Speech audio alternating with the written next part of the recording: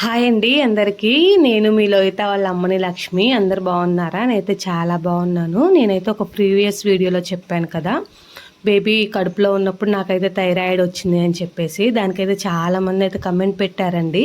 అది మీరు ఎలా ఓవర్కమ్ చేసుకున్నారు, అంటే బేబీకి ఏమన్నా ఎఫెక్ట్ అవుతుందా, అంటే ఫీడింగ్ ఇవ్వచ్చా అని అయితే అని చాలామంది అడిగారు. సో ఆ డౌట్స్ అన్నీ వాళ్ళు మీకు క్లారిఫై చేద్దామని చెప్పి అయితే వీడియో అయితే పెడుతున్నాను. నాకు బిఫోర్ ప్రెగ్నెన్సీ థైరాయిడ్ అయితే 4 ఉందండి. పీరియడ్స్ కూడా అయితే అంత రెగ్యులర్గా అయితే వచ్చాయి కాదు. దానివల్ల ఏమో అని హాస్పిటల్కి అయితే వెళ్ళాము. 3-4 అనేది నార్మలే. బట్ ప్రెగ్నెన్సీ వాళ్ళ కోసం ట్రై చేసే వాళ్ళకి అంత అయితే ఉండకూడదు అని చెప్పింది డాక్టర్. అండ్ పీసీఓడి ప్రాబ్లం కూడా అయితే ఇంకా మెడిసిన్ కోర్స్ తీసుకోవడం అయితే స్టార్ట్ చేశాను. ఎగ్జాక్ట్గా 2 months అయితే మెడిసిన్ తీసుకున్నాను. Feb 6th నాకైతే లాస్ట్ వచ్చింది. మార్చిలో అయితే ప్రెగ్నెన్సీ అయితే కన్ఫామ్ అయిపోయింది. అప్పుడు కూడా బాగానే 12.5 mcg ట్యాబ్లెట్సే వాడుతున్నాను థైరాయిడ్ ఉన్నట్టుండి. మార్చి నాకు 13 మళ్ళీ ఒకసారి మేడం డాక్టర్ గారు అయితే టెస్ట్ చేశారు, టీఎస్జీ ఉన్నట్టుండి 55.24 అయితే ఉంది. ఒకసారి అంతుండే అప్పటికైతే భయం వేసింది. డాక్టర్ ఇలా ఉండకూడదు అని చెప్పి అయితే చెప్పింది ప్రెగ్నెంటీ టైంలో. నేనైతే 6 weeks ప్రెగ్నెంట్ అంతే. అంతుండే అప్పటికైతే కొంచెం భయంగానే అనిపించి డాక్టర్ అయితే వేరే హాస్పిటల్కి అయితే సజెస్ట్ చేశారు. అది థైరాయిడ్ స్పెషలిస్టేనండి. హాస్పిటల్ డీటెయిల్స్ అయితే నేనేమి ఇప్పుడు చెప్పట్లేదు. మీకు ఎవరికన్నా కావాలి అంటే చెప్పండి. నేనైతే త్రూ అవుట్ ప్రెగ్నెన్సీ మొత్తం అయితే హైదరాబాద్లోనే ట్రీట్మెంట్ చేయించుకున్నాను. ఇక్కడ మా ఊరి దగ్గర అయితే చేయించుకోలేదండి. నెక్స్ట్ మళ్ళీ 2 daysకి అయితే హాస్పిటల్కి వెళ్ళి థైరాయిడ్ టెస్ట్ చేయించుకుంటే 67.24 ఉంది. అమ్మో ఎక్కువైపోయింది అని చెప్పేసి ఇంకా భయం వేసింది. కానీ డాక్టర్ మాట్లాడిన మాటలు వింటే ఆ భయం ఎటో ఎగిరిపోయిందండి. అంత చక్కగా ఎక్స్ప్లెయిన్ చేశారు. మనకి ఎందుకు వస్తుంది ఏంటి, దానివల్ల ఏమైనా ప్రాబ్లం అవుతుందా అని అయితే చెప్పారు. ఏమి కాదని అయితే దానివల్ల అర్థమైపోయింది. మాకు అప్పుడు అయితే ఊపిరి పీల్చుకున్నాము. మనం మెయింటైన్ చేయాల్సినవన్నీ మెయింటైన్ చేస్తూ కరెక్ట్గా కోర్స్ తీసుకున్నాము అంటే బేబీకి అయితే ఏం ఎఫెక్ట్ పడదు అని చెప్పారు. సో సో సో హ్యాపీ అందరము. ఏమేమి తినొద్దు అయితే కూడా చెప్పారండి. క్యాబేజీ, క్యాలీఫ్లవరు, సోయా అయితే అవాయిడ్ చేయమన్నారు మొత్తానికే. అండ్ మ్యాక్సిమం కాఫీ కూడా అయితే అవాయిడ్ చేయడం అయితే మంచిదని చెప్పారు. అండ్ ట్యాబ్లెట్ ఎలా వేసుకోవాలి అంటే బెడ్ పక్కన ట్యాబ్లెట్ వాటర్ బాటిల్ పెట్టుకొని నేను నిద్ర లెగవగానే అయితే వేసుకోమని చెప్పారు. బ్రష్ అలా చేసి అయితే వేసుకోవద్దన్నారు.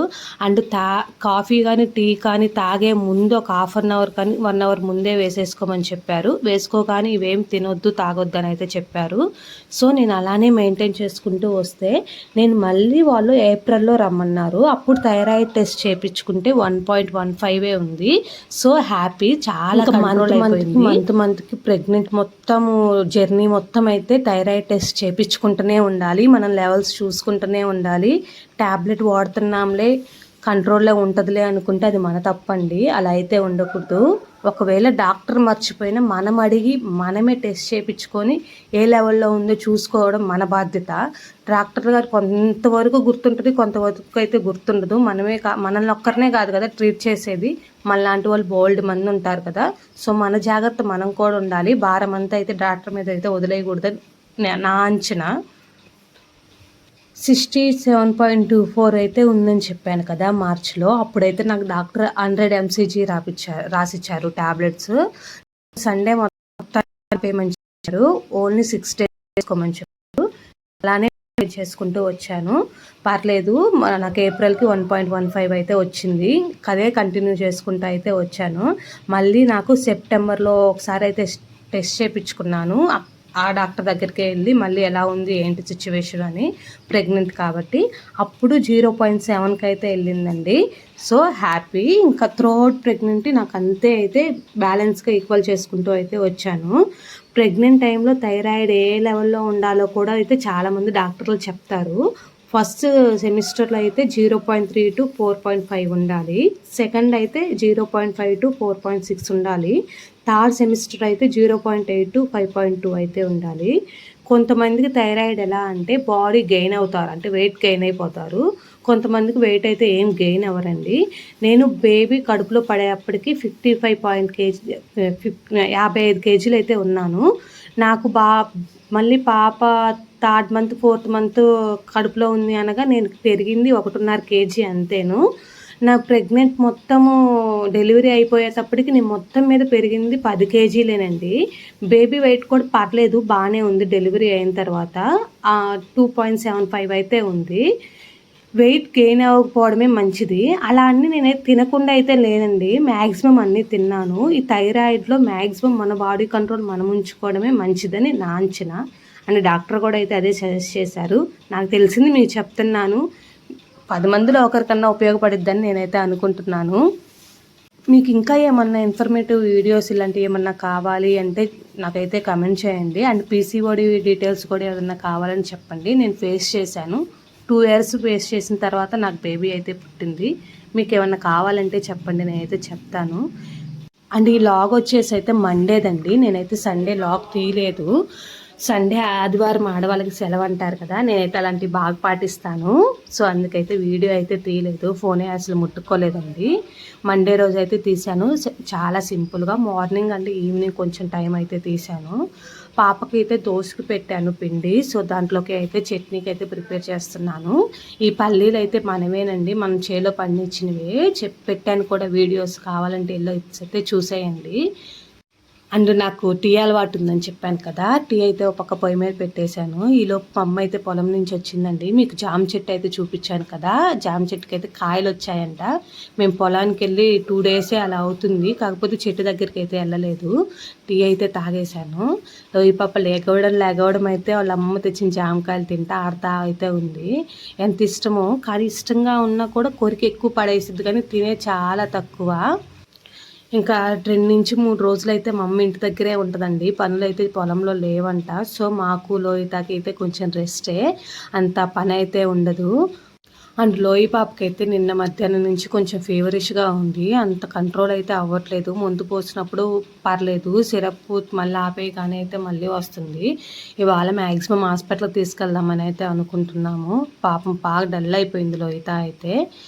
పొద్దున బాగుంది, పెట్టిన ఉప్మా, చట్నీ అండ్ దోశ అన్నీ బాగానే తిన్నది. మాకైతే విపరీతమైన ఎండలు కాస్తున్నాయి, ఈ ఎండల వల్లే పిల్ల డల్ అయిపోయిందని నేనైతే అనుకుంటున్నాను. అండ్ అది కాక మా ఊర్లో అయితే ఆల్మోస్ట్ ఇంటికొకరికైతే ఫీవర్ వచ్చే ఉందండి. అది కూడా మనకి మోకాళ్ళ దగ్గర జాయింట్స్ ఉంటాయి కదా, ఆ జాయింట్స్ దగ్గర పెయిన్, మా చేతుల దగ్గర పెయిన్ అలా అయితే వస్తుంది. ఇంకా పొలానికి వెళ్ళి ఒకవేళ ఫీవర్ వచ్చి పొలానికి వెళ్ళిన వాళ్ళకైతే కాళ్ళన్నీ వాస్తున్నాయి, ఫేస్ అంతా, చేతులన్నీ అయితే ఉబ్బుకొని ఉంటున్నాయండి. పాపను కొంచెం జాగ్రత్తగానే ఉంచాము, కానీ మరి ఎండ వల్ల ఏమో అయితే పాపం ఫీవర్ అయితే వచ్చేసింది. ఈలోపు పక్కింటి ఒక అత్తయ్య అయితే నేరేడు పళ్ళు తీసుకొచ్చి ఇచ్చింది, అయ్యే ఆడుతుంది. ఒగురున్నాయి, అస్సలు తినలేదు.